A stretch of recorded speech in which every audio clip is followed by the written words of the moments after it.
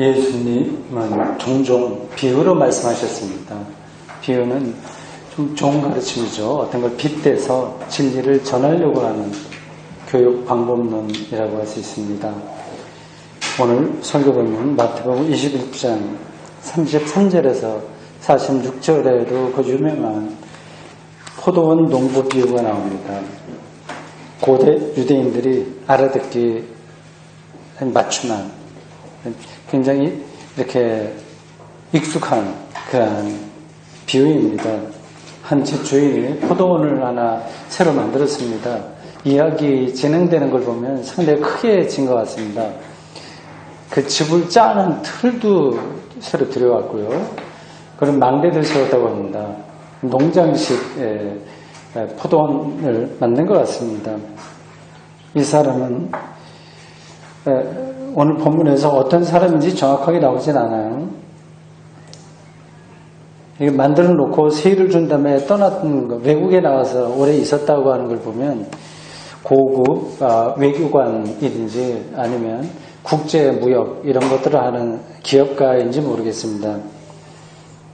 어쨌든 이 사람이 계약을 맺고 그 포도원을 이제 맡기고 떠난 거예요. 계약을 할 때 몇 가지 있었겠죠. 농부, 이거를 직접 농사짓는 농부가 6하를 가는다면 주인에게는 4를 준다거나, 6사제, 7삼제, 5제, 이런 것들을 할 수 있습니다. 그리고 세부적인 것도 좀 결정을 해야 될 겁니다. 이 농사를 짓는데 들어가는 부대 비용은 누가 될 것인지, 필요한 거 여러 가지 있지 않습니까? 퇴비 같은 것도 해야 되니까요. 그리고 날씨가 좀 나빠갖고 흉년이 들었다면 그때 어떻게 할 거냐 등등 그런 것들을 미리 정해야 됩니다.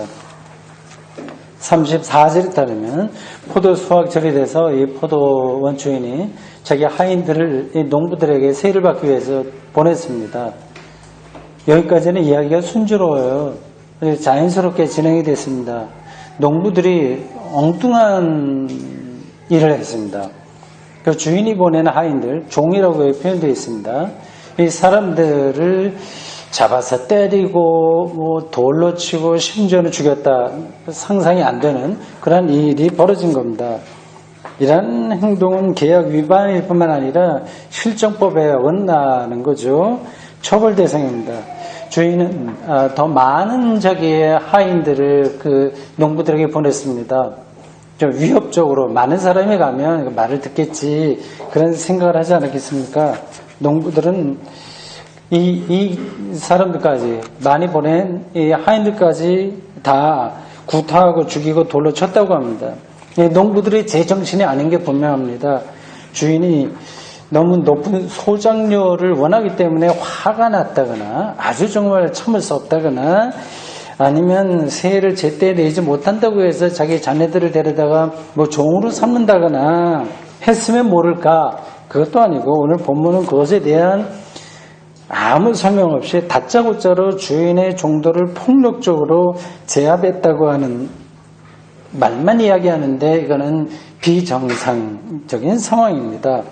주인은 마지막으로 자기 아들을 보냈다고 하네요. 사람들 참 참을성도 많고요. 그래서 이게 비유죠. 비유니까 과장된 겁니다. 아들을 보냈어요. 내 아들 보내면 이 농부들이 정신을 차리겠지 했습니다. 주인의 기대는 여지없이 허물어졌습니다. 38절과 39절에 농부들의 이 속마음, 그 꿍꿍이와 그 만행이 드러납니다. 이렇습니다. 농부들이 그 아들을 보고 서로 말하되 얘는 상속자니 자 죽이고 그의 유산을 차지하자 하고 이에 잡아 포도원 밖에 내쫓아 죽였느니라. 아름다운 풍경으로 시작된 이야기가 끔찍하게 진행되고 있습니다. 포도원을 만들고 새로 만들고요. 거기서 농부들이 일하는 장면은 목가적입니다. 지구에서 벌어지는 여러 가지 일들 중에서 이것보다 더 아름다운 장면은 찾아보기 힘듭니다. 포도나무를 심어본 분들은 알겠지만 나무가 생각보다 빨리 자랍니다. 열매도 빨리 맺습니다. 제가 사는 영천의 주 생산품이 포도예요. 많습니다. 곳곳에 많아요. 제가 살고 있는 원당에도 근년 들어서 몇 년 전서부터 포도밭이 많이 늘어가고 있습니다. 제가 저희 집이 있는 마주보는 그 언덕에도 많이 들어섰습니다. 그리고 차를 타고 이제 교회를 오기 위해서 마을을 빠져나올 때도 왼쪽 오른쪽 이런데 많이 포도를 심더군요. 새로운 포도밭을 지날 때마다 저도 땅을 빌려서라도 포도 농사를 한번 지어볼까 하는 엉뚱한 생각을 하기도 합니다. 오늘 본문에 등장하는 농부들의 마음에 사악한 생각이 끼어들었어요.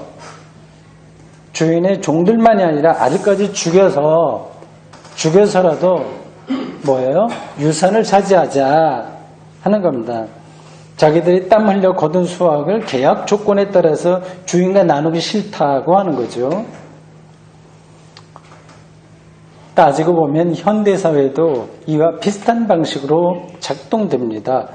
법만만 적당하게 피할 수 있다면 상대방을 속이거나 파괴하면서까지 자기 이익을 챙기려고 합니다. 그게 어떤 건지 제가 말할 필요도 없을 겁니다. 이제 예수님의 비유 이야기는 마지막으로 치닫습니다. 농부들이 주인의 아들을 죽였으니까 이제 갈 때까지 간 거예요. 농부들이 주인마저 죽여서 이제 그 포도원을 완전히 자기들이 차지하게 될까요? 이 이야기가 그렇게 진행될까요? 그들은 주인에게 손을 댈 수 없습니다. 예수님은 거기서 이 이야기를 듣고 있던 사람들에게 좀 이렇게 모여 있었겠죠. 우리 정도 숫자가 될까요? 아니면 더 적을까요? 사람들에게 묻습니다. 자, 일이 이렇게 됐는데 포도원 주인이 가만히 있겠냐? 결국 자기가 가야 되지 않겠냐? 포도원 주인이 올 때에 그 농부들을 어떻게 하겠냐? 의견 있으면 얘기해봐라. 아마 초등학교 선생님이 자기 반 아이들에게 이렇게 수업하는 식으로 질문했을지 모릅니다. 대답은 어렵지 않게 추정될 수 있습니다. 포도원 주인은 농부들에게 책임을 엄하게 묻지 않을 수 없습니다. 종들과 아들까지 죽인 이 농부들의 죄를 물어서 거기에 연루된 사람들을 진멸하고 계약을 충실하게 지킬 다른 농부를 찾아야 됩니다. 그게 포도원 주인이 해야 될 일입니다.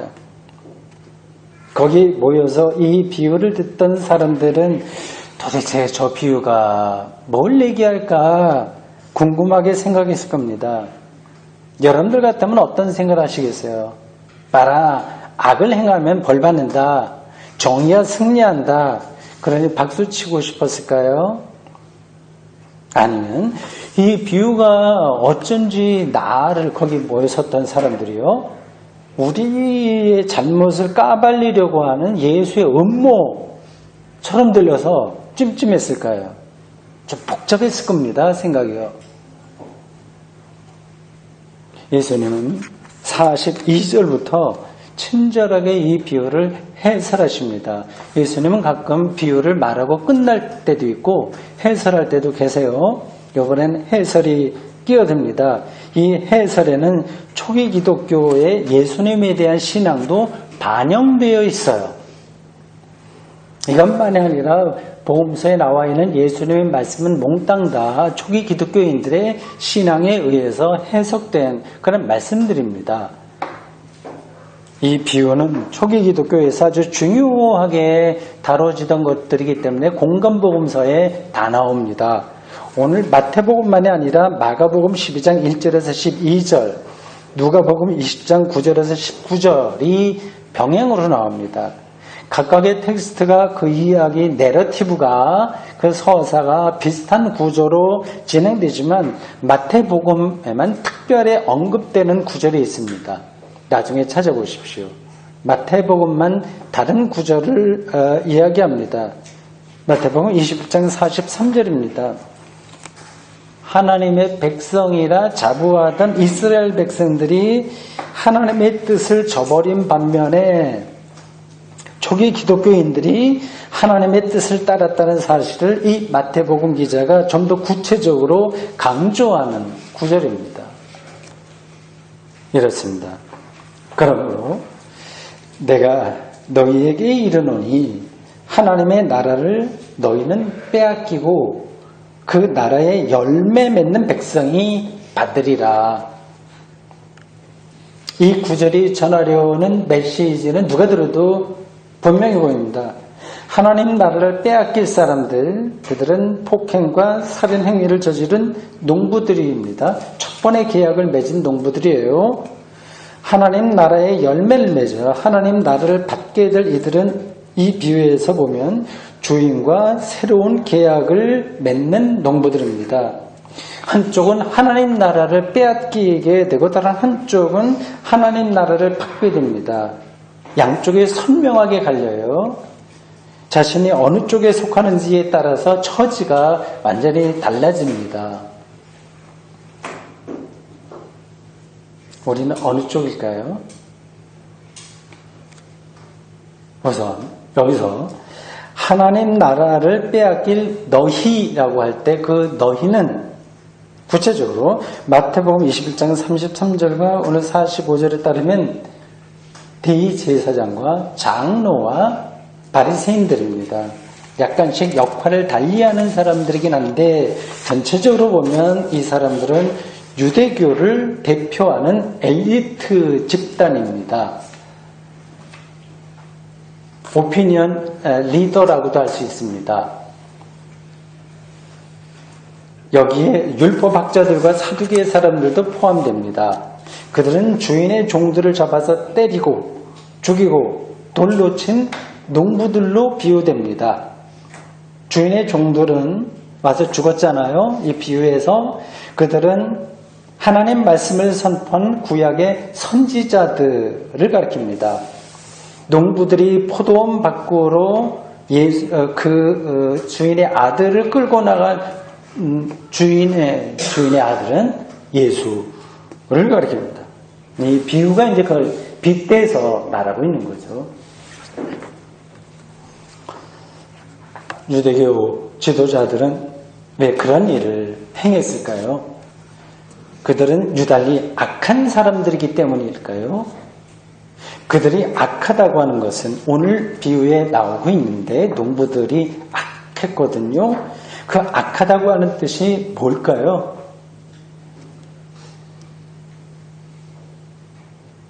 유대교 지도층 인사들이 예수님과 충돌하게 된 근본적인 이유는 하나님 나라에 대한 입장이 달랐기 때문입니다.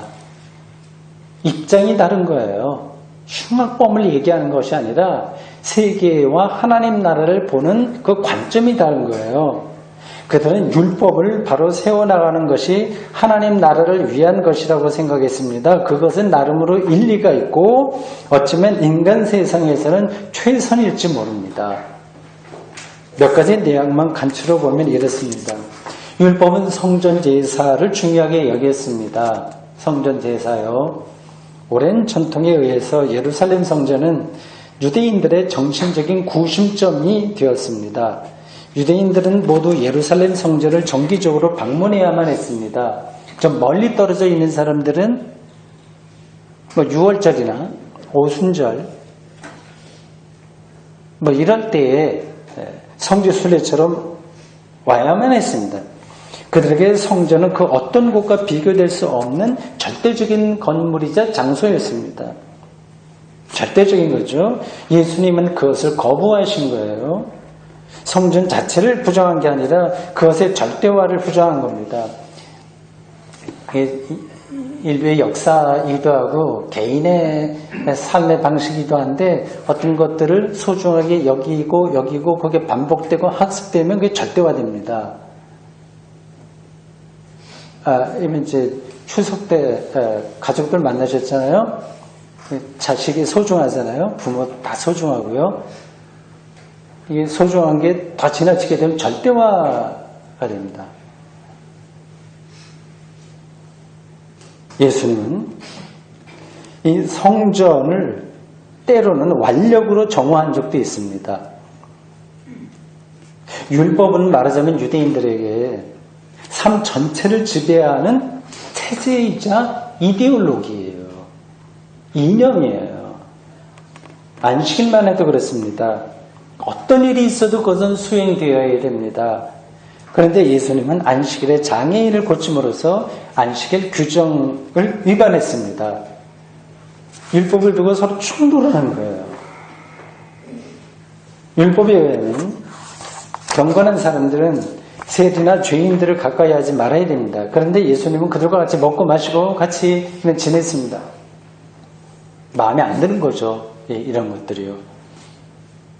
유대교 지도자들도 물론 뭐 멍청한 사람들이 아니니까 가장 지식인이니까요. 상식적으로 세계를 다 아는 사람들이니까 하나님 나라, 하나님의 정의와 평화를 율법으로 완벽하게 세울 수 있으리라고 생각하지는 않았습니다. 근데 문제는 하나님 나라, 그게 뭐냐? 그건 조금 뒤에 내가 다시 설명하겠습니다. 일단 그렇게만 그 말로만 생각하십시오. 지금 하나님 나라를 어떻게 보느냐 하는 그런 차이점을 말씀드리는 중입니다. 문제는 율법 이외에 대안이 있느냐 하는 겁니다. 그러니까 성전 절대화하고, 그러니까 우리 식으로 얘기하면 교회 잘 나오고 헌금 많이 드려야 되고 뭐 이런 것들이 다 율법인 거예요. 나라 덥직해야 되고 공부 잘해야 되고 우리가 좋은 가치로 생각하는 모든 관행들이란 제도들이 있지 않습니까? 이게 다 율법인 거예요. 이거 말고 그거 말고 어떤 대안이 있냐? 하나님의 절대적인 통치를 이룰 수 있는 길이 있냐? 그게 거기 이제 문제가 있는 거예요. 그게 이제 대안이 없죠. 쉽지 않습니다. 그러니까 대안 없이 무조건 비판하고 율법을 해체해버리면 이 세상은 카오스로 떨어지게 됩니다. 교회도 유지가 안 되는 거죠.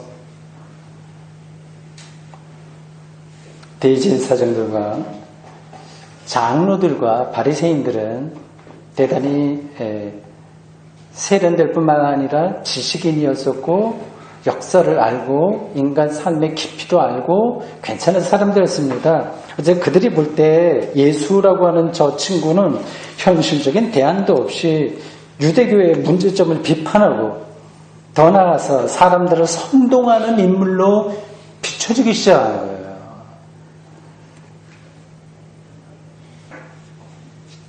특히 로마 체제 아래에 있었기 때문에 이스라엘처럼 작은 나라는 생존의 위기를 일상으로 느꼈습니다. 이럴 때는 종교적이고 사회적인 내부 결속이 필요해요. 뭐 북한에서도 자기 내부 결속을 위해서 여러 가지 하지 않습니까? 우리가 이해하지 못하는 거 하지 않습니까? 내부를 단단하게 묶어내려면 성전과 안식일이란 율법 조항을 절대화하는 것은 어쩔 수 없습니다. 그걸 위태롭게 하는 목수 출신 나사렛 예수라는 젊은이를 그들은 묵과할 수 없었을 것입니다. 제가 그 당시 대제사장이나 장로나 바리새인이었다고 하더라도 그렇게 봤을 거예요. 유대교 지도자들에게 예수는 요주의 인물, 요즘식으로 블랙리스트 대상이었습니다.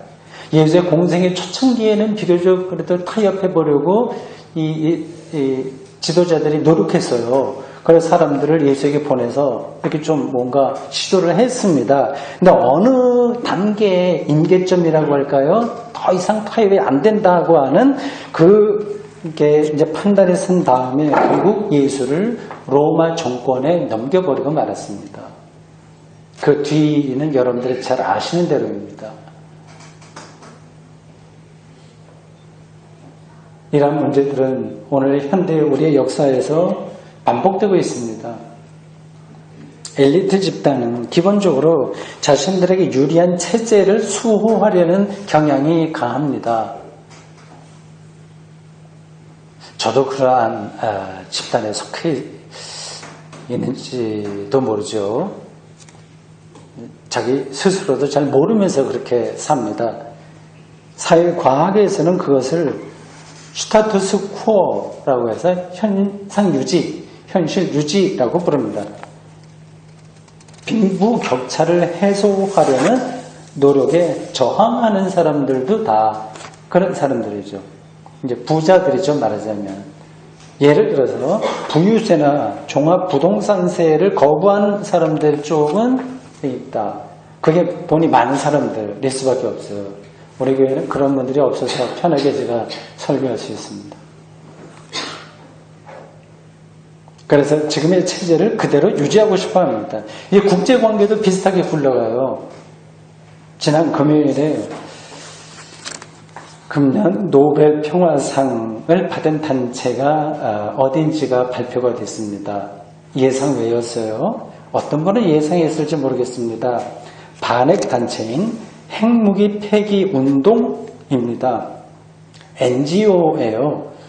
이게 약자로 해서 ICAN 이렇게 되어 있더군요. ICAN에는 외우기 쉽습니다. 뭐뭐의 약자예요. 인터내셔널 이렇게 나가죠. 이 핵 문제는 두 가지 대표적인 기구가 있습니다. 바로 요거 하나하고 또 하나는 여러분들이 잘 알고 있는 NPT입니다. 이거는 핵 확산 방지 조약이에요. 요거는 UN 안에 들어있을 겁니다. 이 두 개가 비슷한데 결정적인 차이가 있습니다. 하나는 NPT는 현재 핵을 보유한 거를 인정하고 시작합니다. 확산만 안 되게 하는 거고요.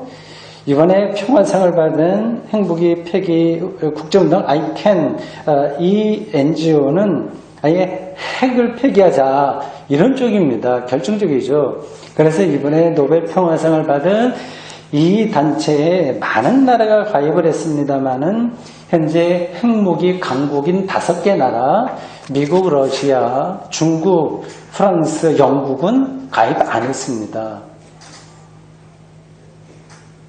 자신들의 핵무기 기득권을 포기하지 않겠다고 하는 뜻입니다.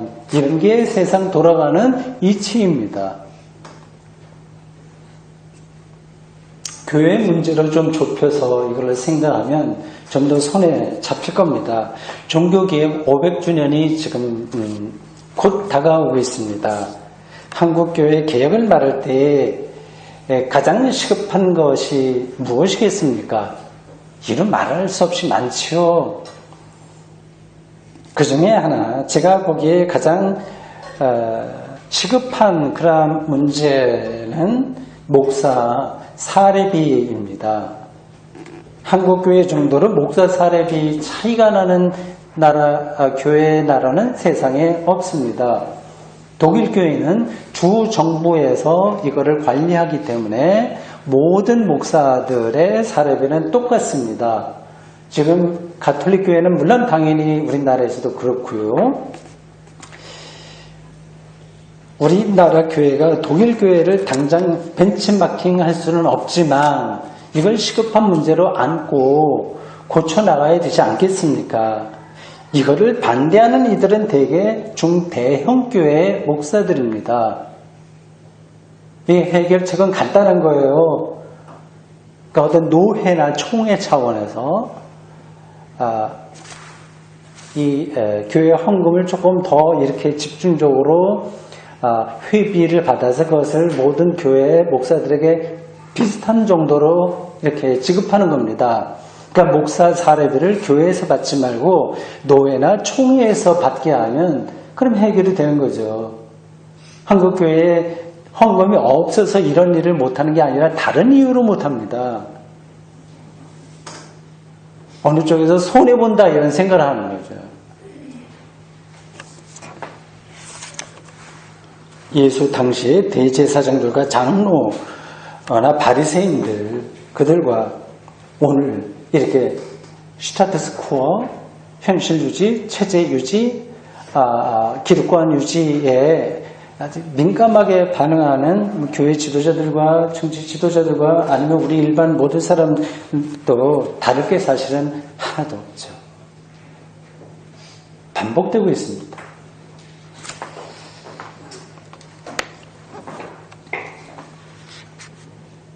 마태복음 기자는 유대교를 대표하는 대제사장들과 장로들이 하나님 나라를 이제 빼앗겠다 이미 하나님 나라의 열매를 맺는 사람들이 하나님 나라를 대신 받게 될 것이라고 이미 받았다고 말했습니다. 놀라운 선포예요.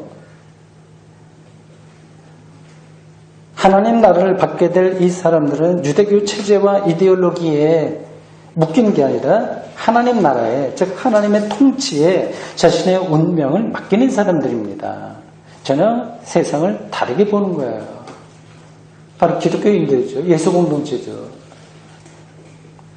하나님 나라 또는 하나님의 통치라고 하는 말이 관념적이다, 좀 멀리 느껴진다면 정의와 평화의 세계라고 보면 됩니다. 하나님 나라는 정의와 평화만 아니라 더 많은 힘으로 나타납니다. 해방, 기쁨, 희망 등등이 다 그런 것들입니다. 이것을 압축적으로 해서 정의와 평화 이렇게 보면 됩니다.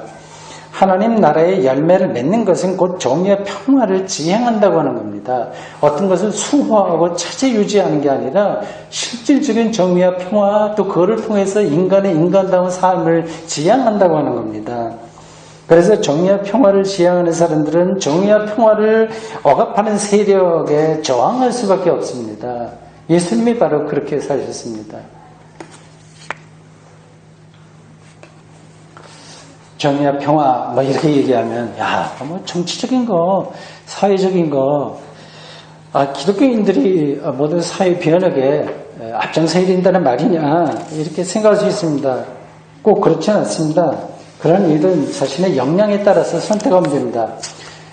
예를 들자면 노조나 노동운동에 앞장서는 사람들이 있고요, 뒤를 따르는 사람들이 있는 것처럼 자기 능력에 따라서 살면 됩니다. 역사의 핵심은 누가 앞에 섰냐 뒤에 섰냐가 아니라 세상이 강요하고 유혹하는 그 체제 유지, 현실 유지, 이게 좋다 고 하는 것에 안주하지 않는 깨어있는 영성입니다. 이게 잘 안 돼요. 사실은 이제 본능적으로는 자꾸만 이제 현실 안주에 떨어지려고 합니다. 현대인들의 경우에 그 체제에, 우리가 유지하고 싶어하는 체제는 돈이 사람보다 더 우월한 세력으로 작동되는 이 천민 자본주의라고 할 수 있습니다. 아주 뼛속까지 우리들에게 스며들었습니다. 대제사장과 장로들의 수호하려던 율법체제가 우리에게는 바로 이러한 자본주의예요. 하나님 나라의 열매를 맺는다고 하는 것은 이러한 체제에 안주하지 않고 거기서 벗어날 수는 없어요. 이미 그 안에 들어가 버렸기 때문에. 달리는 호랑이 등에 타는 것과 마찬가지라서 내릴 수가 없습니다. 이 체제에서. 그렇지만 거기에 안주하지 않고 인간의 삶을 가장 인간다운 삶이 되도록 최선을 다하는 그런 거죠. 다시 말씀드립니다만 예수님은 그래서 성전주의에 온몸으로 저항했어요. 그건 죽음의 길일 수도 있다고 하는 각오를 하지 않으면 안 되는 거였습니다. 마틴 루터가 교황에게 저항한 거와 마찬가지입니다. 그 결과는 십자가 죽음이었습니다. 이게 딜레마죠. 그 하나님 나라 그 열매 맺는 거 좀 좋긴 하고 나도 그렇게 살고 싶긴 한데 결국 십자가가 그 결과라고 한다면 그 길을 좀 가기 힘들지 않냐 생각하는 분들도 있을 겁니다. 기독교인이라고 해서 세상에서 다 가난하고 다 뭐 이렇게 좀 못 살고 핍박받고 고통을 겪어야 되는 건 아닙니다. 또 정의와 평화를 위해서 살아야 되겠다고 하는 그게 강박관념에 떨어져도 그건 더더욱 아닙니다. 교회 생활을 어떤 분들은 조금 오해하는 경우가 있어요. 이게 같이 연관되는 겁니다. 우리의 삶이나 교회 생활이나 그런 거예요. 교회 생활을 이렇게 하는 사람은 사회생활도 그렇게 하고 사회생활을 그렇게 하는 사람은 교회 생활도 그렇게 하기 때문에 예를 들어서 설명하는 겁니다. 교회를 위해서 뭔가 내가 희생해야지, 봉사해야지 그런 생각을 합니다. 그러한 열정을 제가 폄하하진 않습니다만 교회 생활의 본질만은 분명하게 알아야 된다고 생각합니다. 여러분이 하나님을 위해서 할 일은 하나도 없습니다. 하나님이 여러분을 위해서 하는 거죠. 내가 하나님을 위해서 하는 거 하나도 없습니다. 여러분이 교회를 위해서 할 일은 하나도 없습니다. 궁극적으로 말해서 그렇습니다. 교회가 여러분을 위해서 많은 걸 제공합니다. 저도 교회를 위해서 하는 게 아니라 교회 공동체 목사로서 참여했기 때문에 받는 게 많아서 이 일을 하고 있을 뿐입니다. 물론 희생적으로 일하는 사람들이 필요하고 그건 아름다운 일입니다.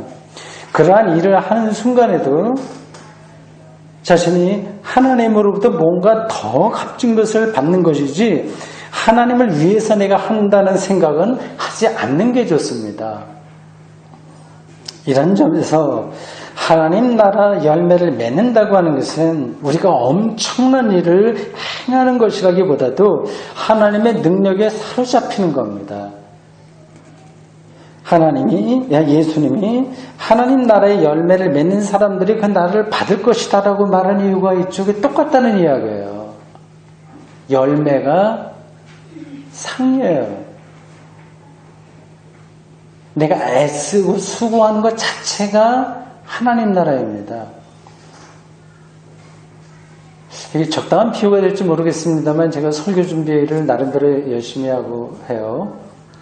최선을 다합니다. 근데 그거 하는 것 자체가 나에게 기쁨인 거예요.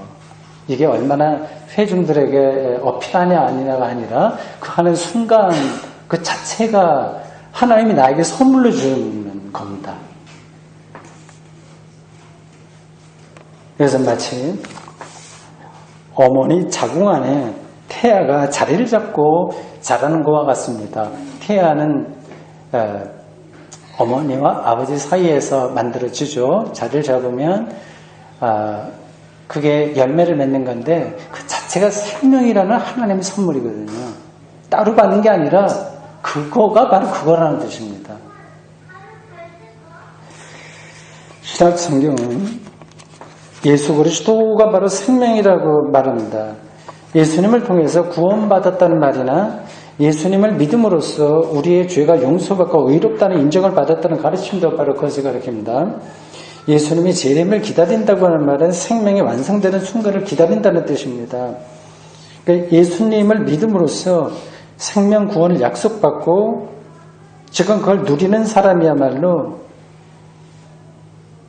하나님 나라 열매를 맺는 사람입니다. 생명에 관계되기 때문에요.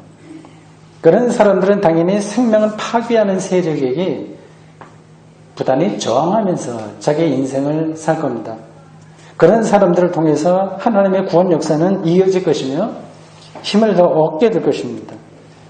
여러분과 저는 그런 하나님의 구원 역사에 믿음의 동지로서 함께 길을 가는 사람들입니다.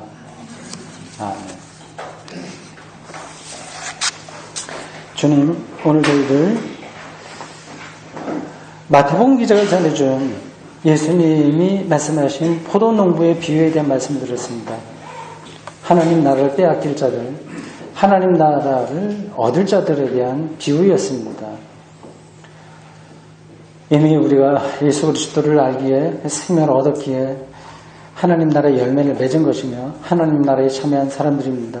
이 사실을 놓치지 않고 잊지 않고 매 순간 우리의 영혼에 깨어있는 자세로 받아들이며 살아가도록 저희를 붙들어 주십시오. 예수님의 이름으로 기도합니다. 아멘.